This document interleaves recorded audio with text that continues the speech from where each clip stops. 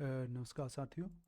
आज हम MBPSC daily answer writing की जो सीरीज चल रही है इसमें पुनः उपस्थित हुए हैं। यूनिट 2 के यहाँ पे हमारे जो पॉलिटी की यूनिट 2 है उसके संदर्भ में प्रश्नों पर चर्चा यहाँ पे की जानी है।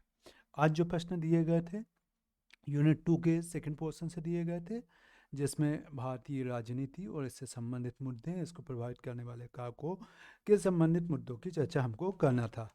इसके अंतर्गत हमें प्रश्न जो दिए थे उन प्रश्नों को आप देख पा रहे होंगे। जैसे पहला प्रश्न था निर्जातीयता। तो देखिए निर्जातीयता क्या है, इसको हमको समझना पड़ेगा।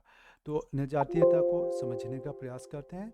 तो सबसे पहले प्रश्न था निर्जातीयता से क्या आशय है।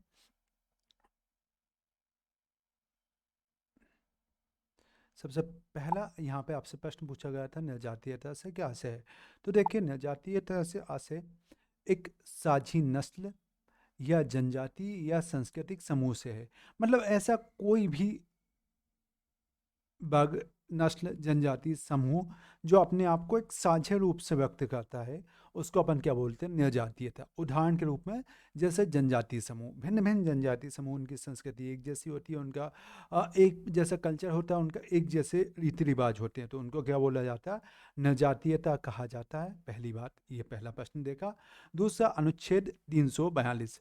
तो देखिए अनुच्छेद 342 जो है वो अनुसूचित जनजातियों को परिभाषित करता है। और क्या परिभाषित करता है कि अनुसूचित जनजातियां वे आदिवासी या आदिवासी समुदाय या आदिवासी समुदाय के भागों के समूह होंगे जिन्हें राष्ट्रपति के द्वारा क्या किया जाए, सार्वजनिक अधिसूचना से घोषित किया जाए। अर्थात राष्ट्रपति जिनको घोषित करेगा उनको क्या कहा जाएगा, उनको क्या कहा जाएगा, आपका एक प्रकार से अनुसूचित जनजातीय कहा जाएगा। मतलब उनकी लिस्टिंग करने की बात यहाँ पे बोली गई। अलगाववाद अगला प्रश्न था। तो अलगाववाद क्या है, तो अलगाववाद कि सांस्कृतिक, जाति, आदिवासी, धार्मिक, नस्लीय या कुछ अन्य कारणों से कुछ लोग जो एक विशेष क्षेत्र के निवासी होते हैं, एक विशेष एरिया के, वो राजनीतिक संगठन बना लेते हैं और स्वयं को देश से अलग होने की आवाज़ उठाते हैं। स्वयं को क्या करते हैं, देश से अलग होने की आवाज़ उठाते हैं, उसको क्या बोलते हैं, अलगाववाद बोलते हैं। ये बात अपन ने इसमें देखी, जैसे कश्मीर के कुछ अलगाववादी संगठन। फिर आपका अगला बात था राजनीतिक दल क्या होते हैं। तो देखिए राजनीतिक दलों के कार्य। तो राजनीतिक दल तो समान विचारधारा वाले मान कोई लोगों का समूह होता है राजनीतिक दल। उनके कार्य क्या होते हैं, तो कार्य है चुनाव लड़ना, जैसे राजनीतिक पार्टियां, प्रत्येक राजनीतिक दल चुनाव लड़ते हैं। कानून बनाना, वो चुनाव में भागीदारी के माध्यम से चाहे जीते या ना, यानी सरकार बनाए या ना बनाए, लेकिन कानून बनाने में विधायिका में अपनी भागीदारी देती है। सरकार बनाने, अगर उनका दल विजय होता है तो वो सरकार बनाते हैं, और विजय नहीं होता तो वो विपक्ष में भूमिका निभाते हैं। तो ये राजनीतिक दलों के मुख्य कार्य, जो 4 कार्य थे, उनको की पॉइंटों के आधार पर बताया। पांचवा प्रश्न था बहुजन समाज पार्टी, एक राष्ट्रीय दल का दर्जा अभी भी शायद इसका बना हुआ है। बहुजन समाज पार्टी 1984 में स्थापित हुई श्री काशीराम जी के द्वारा। वर्तमान में प्रमुख सुश्री मायावती है, चुनाव चिन्ह हाथी है, और ये मुख्य रूप से उत्तर प्रदेश की पार्टी है, लेकिन कर्नाटक, बिहार, उत्तराखंड, मध्य प्रदेश में भी इससे कुछ कुछ विधायक पाए जाते हैं और कुछ कुछ उपस्थिति है, ये अपन ने देखा। मुख्य विचारधारा निचले तबके के लोगों का उत्थान करना इस दल का मुख्य विचारधारा है। मुझे जहाँ तक ध्यान है अभी ये राष्ट्रीय दल इसको दर्जा प्राप्त है। अगला आपका प्रश्न था महिलाओं के उन्नयन में राष्ट्रीय महिला आयोग की भूमिका का आलोचनात्मक परीक्षण। अर्थात महिला आयोग की भूमिका क्या रही और उसमें क्या कमियां रही, उनको परीक्षण करना। तो हमने बताया कि राष्ट्रीय महिला आयोग का गठन महिला आयोग अधिनियम 1990 के अंतर्गत 1992 में किया गया था।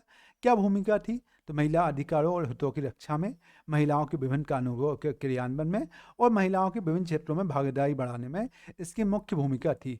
इसका मूल्यांकन क्या है कि भाई इसके पास व्यापक जांच दल नहीं है, जिससे ये समुचित तरीके से निगरानी रखना जटिल हो पाता है सभी मुद्दों पे। महिला आयोग का कोई राजनीतिकरण हो गया, अर्थात राजनीतिक आधारों पर महिला आयोग में नियुक्तियां होती हैं।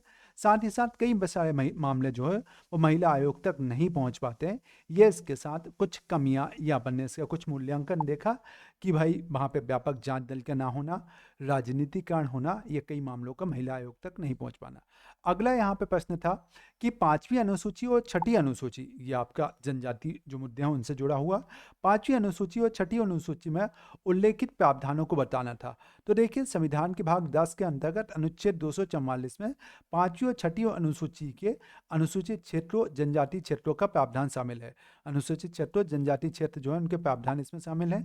इनमें क्या क्या समानता है, तो दोनों ही जनजाति क्षेत्रों के प्रशासन से संबंधित है। दोनों ही किससे संबंधित है, दोनों ही अनुसूचित जनजाति क्षेत्रों, और दोनों में ही राज्यपाल को विशेष अधिकार दिए गए। ये अपन ने 5वीं और 6ठी अनुसूची के संदर्भ में देखा। अंतर क्या है तो उनको समझते हैं। तो इनके अंतर को मैंने थोड़ा सा डिटेल में दिया, आप इनको शॉर्ट कर लीजिए डिटेल में ताकि आपका टॉपिक भी कवर हो जाए, इसलिए है ना, और भी आप शॉर्ट कर लेंगे। मुख्य हेडिंग क्या बनाएंगे, प्रावधान। तो देखिए ये जो है 6ठी वो असम, मेघालय, मिजोरम, त्रिपुरा से जुड़ी हुई है। तो ये उनको छोड़ के जितने भी राज्य, अन्य सभी राज्यों में जनजाति क्षेत्र के लिए 5वीं अनुसूची हो जाएगी। तो 6ठी किसके लिए, असम, मेघालय, मिजोरम, त्रिपुरा के लिए, और 5वीं किसके लिए, अन्य जितने भी होगा उनके लिए 5वीं। फिर हम क्या देखेंगे, 6ठी अनुसूची में राज्यपाल के पास अपेक्षाकृत अधिक शक्ति होती है, जबकि यहाँ पे अधिकतर शक्तियाँ 5वीं में किसके पास नहीं थे, राष्ट्रपति को नहीं थे। जहाँ पे 5वीं में अधिकतर शक्तियाँ किसको नहीं थे, राष्ट्रपति को नहीं थे। 5वीं में अगर अपन देखें तो एक जनजातीय सलाहकार परिषद का प्रावधान आता है।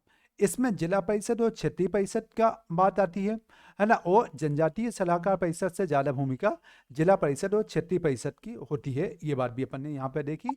तो अर्थात यहाँ पे क्या हुआ, 6ठी असम, मेघालय, त्रिपुरा, मिजोरम में एक बात राज्यपाल को ज़्यादा अधिकार है और जिला और क्षेत्रीय परिषद को अधिक शक्तियाँ प्राप्त है। ये बात भी यहाँ पे अपन ने देखने का प्रयास किया। उसके बाद अगर अपन देखेंगे तो इसके अंतर्गत जो 6ठी अनुसूची है, यहाँ पे संसद और विधानमंडल का प्रभाव कम रहता है, जबकि यहाँ पे अपन देखें 5वीं अनुसूची में तो अधिक रहता है। 6ठी अनुसूची सहभागिता मूलक स्थानीय लोगों की अधिक है, जबकि ये थोड़ा कम सहभागिता मूलक है। तो 5 बिंदुओं की चर्चा मैंने यहाँ पे आपको बताई है, 5 बिंदुओं की चर्चा। तो ये चाहे इंडिविजुअल रूप में आ जाए, ये यहाँ पे भी आ गए। यहाँ पे और शॉर्ट कर लेंगे, चूंकि मुझे पूरा क्वेश्चन को कवर करना था, केवल अंतर को ही मैंने डिटेल एलोबरेट कर दिया, लेकिन आप स्वतंत्र कर सकते हैं, छोटा कर सकते हैं। अब आपका क्या था, भारतीय राजनीति में बाघ की भूमिका लिखिए। तो देखिए भारतीय राजनीति में बाघ की भूमिका, तो बाघ किसी भी व्यक्ति की आर्थिक स्थिति से जुड़ा हुआ है या आर्थिक पहलू के साथ व्यक्ति का संबंध किससे है उससे निर्धारित होता है। अगर आर्थिक स्तर व्यक्ति का अच्छा है तो वो उच्च वर्ग में माना जाएगा, आर्थिक स्तर कमजोर है तो वो निम्न वर्ग में माना जाएगा। अर्थात अमीर लोगों का वर्ग उच्च वर्ग है, अमीर लोगों का वर्ग उच्च वर्ग है, और गरीबों का वर्ग जो है वो निम्न वर्ग है। तो उसके आधार पर देखें क्या भूमिका। तो देखिए आप तो समझ गए कि भारतीय राजनीति में क्या है। तो भारत में अमीर और गरीब दो वर्ग तो है। तो देखिए भारतीय राजनीति में वर्ग के आधार पर राजनीतिक दलों का गठन हुआ। एक बात, जैसे भारतीय राजनीति में वर्ग के आधार पर, जिससे माना जाता है कि भारतीय बीजेपी जो है वो उच्च वर्ग और पूंजीपतियों की पार्टी है, ऐसा माना जाता है। शहरी क्षेत्रों में ज़्यादा प्रभाव है इसका, ऐसा हमेशा से। आजकल ये बात पूरी तरह सार्थक नहीं है, लेकिन पहले ये माना जाता था। बसपा को पार्टी माना जाता है, निम्न तबके की पार्टी है। एक बात तो वर्ग की ये भूमिका हुई कि राजनीतिक दलों का गठन हुआ। एक बात, वर्ग के आधार पर राजनीतिक मूल्यों का निर्धारण होता है कि वर्ग ही राजनीतिक मूल्यों का निर्धारण करते हैं, जैसे आधुनिक विचारधारा, प्रगतिशील विचारधारा, पुरातन विचारधारा। ये सारों का निर्धारण भी क्या हुआ, वर्ग के आधार पर। उम्मीदवारों की योग्यता, कि भाई वर्गों के आधार पर ही उम्मीदवार की योग्यता को क्या करते हैं, सुनिश्चित होती है। कि मान लो कोई शहरी क्षेत्र है तो वहाँ पे उच्च वर्ग और शिक्षित उम्मीदवार चुना जाता है। हो सकता है कि एक ग्रामीण अंचल हो, वहाँ पे जो निम्न तबका, गरीब तबके से उम्मीदवार चुना जाता है। तो ये भी बात होता है। वर्ग से राजनीतिक की रूपरेखा निर्धारित होती है कि वर्ग, जो राजनीतिक दल जिस वर्ग से जुड़ा होगा उसके अनुसार अपनी विचारधारा रखेगा। जैसे आपकी जो है बहुजन समाज पार्टी सामान्यतः निम्न तबकों से जुड़े हुए विचारों को अपनी पार्टी में जगह देगी। ये बात भी अपन देखते हैं। वर्ग के आधार पर नीतियाँ बनती है, जिस क्षेत्र में जोन सा वर्ग प्रभावशाली होगा वैसी नीतियाँ बनेगी। अगर हम भारत में बहुता वर्ग देखें तो निम्न वर्ग है, अर्थात गरीब तबका है, तो गरीबों के लिए योजना प्रधानता से बनाई जाती है, जैसे आयुष्मान भारत, मनरेगा, प्रधानमंत्री श्रम योगी मानधन योजना, ये उसी से आ रही हैं। और समाजवाद, कि भाई जो निम्न तबका है उसको समाज में समानता मिले, उसके लिए कुछ संसाधनों का क्या किया जाता है, वितरण किया जाता है। इसके लिए भारत में समाजवादी अवधारणा को बढ़ावा दिया जाता है। ये बात अपन ने यहाँ पे देखने का प्रयास किया कि वर्ग की क्या भूमिका होती है। इसके बाद अगर अपन देखेंगे तो आपका अगला प्रश्न कि क्या एक साथ लोकतंत्र चुनाव करवाने से संघवाद और लोकतंत्र को समझौता है विश्लेषण करना है कि भाई एक साथ चुनाव होंगे तो ये लोकतंत्र और संघवाद से किस प्रकार समझौता है। तो देखिए, नीति आयोग ने बोला कि देश में कम से कम प्रत्येक वर्ष एक चुनाव होता है और इससे क्या होता है, चुनाव बस कहीं ना कहीं पे चलता रहता है। इससे कई सारे नुकसान होते हैं कि चुनाव की एक तो आर्थिक लागत बहुत ज़्यादा खर्च हो जाता है, वहाँ पे बहुत सारे लोग ड्यूटी लगती है, उनके कार्य बाधित होते हैं। आदर्श आचार संहिता लगी रहती है देश भर में, जिससे क्या होती है, महत्वपूर्ण नीतियों की घोषणा वहाँ पे नहीं की जा सकती, महत्वपूर्ण क्रियान्वयन नहीं आते और प्रशासन की लागत आती, बहुत ज़्यादा खर्चा होता है। ये चुनाव के नुकसान किसने बताया? नीति आयोग ने। तो अब बोला कि भाई एक साथ चुनाव करवाओ, लेकिन एक साथ चुनाव करवाने से क्या समस्या उत्पन्न हो सकती है? पहली समस्या हो सकती है संघीय समस्या, कि भारत में अलग अलग राज्यों में अलग अलग समय पर चुनाव होते हैं। अब किसी राज्य में सरकार 2 साल के बाद ही गिर गई तो फिर उसको 3 साल वेट करना पड़ेगा। तो एक बार कि भाई यहाँ पे क्या होगा कि जो विधानसभा उनके कार्यकाल को कैसे मैनेज करेंगे, जिससे एक प्रकार से संघवाद कमजोर होगा कि भाई वो राज्य कहीं ना कहीं समस्या का सामना कर रहे होंगे। दूसरा क्या देखा? लोकतंत्र की भावना के खिलाफ, अर्थात कृत्रिम रूप से जब आप चुनाव करवाओगे तो मतदाताओं की पसंद का, यानी एक्चुअल में जो सेंट्रल में या संघीय की पसंद है वो शायद राज्यों की पसंद भी हो जाएगी। तो जैसे मुद्दे अलग अलग होते हैं, संघ के मुद्दे अलग होते हैं और राज्यों के मुद्दे अलग, एक साथ चुनाव करवाने से ये एक समस्या आ सकती है।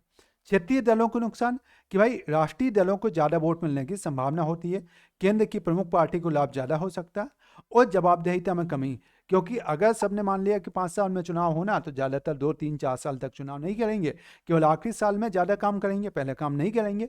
तो ये कुछ समस्याएं इससे हो सकती है। संघीय समस्या, लोकतंत्र की भावना के विरुद्ध, क्षेत्रीय दलों को नुकसान, जवाबदेहिता में कमी, ये कुछ समस्या यहाँ से अपन देख सकते हैं। ये लोकतंत्र के खिलाफ और संघवाद के खिलाफ, जैसे पहला मुद्दा जो है वो सीधे सीधे संघवाद के खिलाफ है, ये लोकतंत्र के खिलाफ, क्योंकि व्यक्ति को चयन में कम हो जाएगा, क्षेत्रीय दलों को नुकसान होगा, जवाबदेही में कमी। तो ये तीनों ही पॉइंट किसके खिलाफ हो जाएंगे?